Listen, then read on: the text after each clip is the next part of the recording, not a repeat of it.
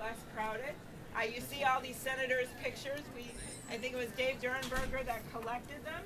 And then we did the funny research, and we have it all in a book that you can take with you too. Where are those books? Do you guys know?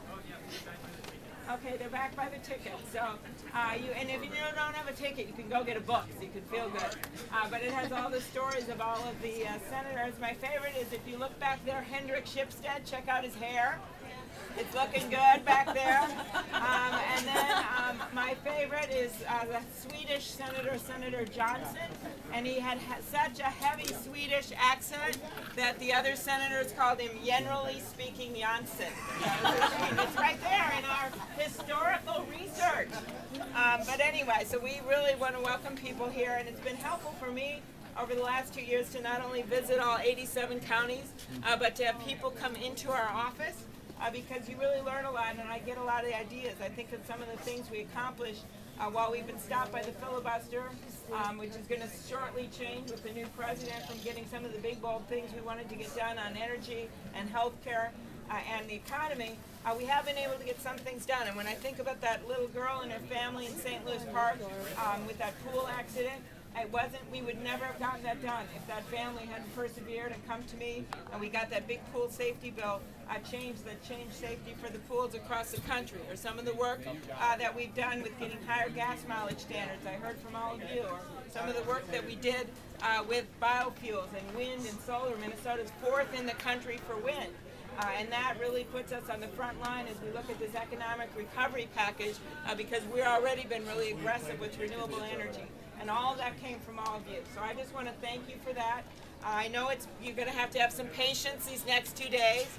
There's a lot of lines, right, Susan? There's a lot of lines and a lot of people. But remember, you are part of history because tomorrow Barack Obama, first African-American president,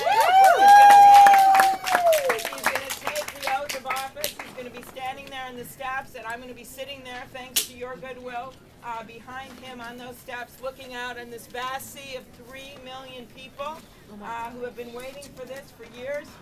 And you just think about the eyes of the world that are going to be on him and the hopes of our country in his hands. And I believe he's up for it. I know him.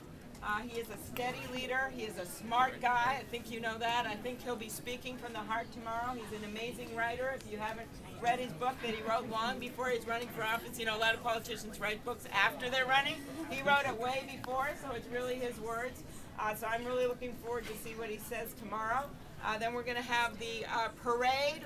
The Fergus Falls Marching Band is playing the parade, and you missed. I went to see them earlier today. They were all in I got the Commerce Committee room, and they wouldn't allow them in with their instruments, but they sang Yankee Doodle Dandy. So we're excited to have them there, and then there'll be some parties and things to go to in the night. So we're getting ready for that. I got a good sale on my ball gown, Nordstrom's after Christmas, $167. Nice. So we're going to have fun doing that. So I just want to thank all of you for coming. I hope you have fun, and you know there's many, many things to do. You can't get into everything. I know my own daughter's mad at me because she can't get into the ball, but that's another story.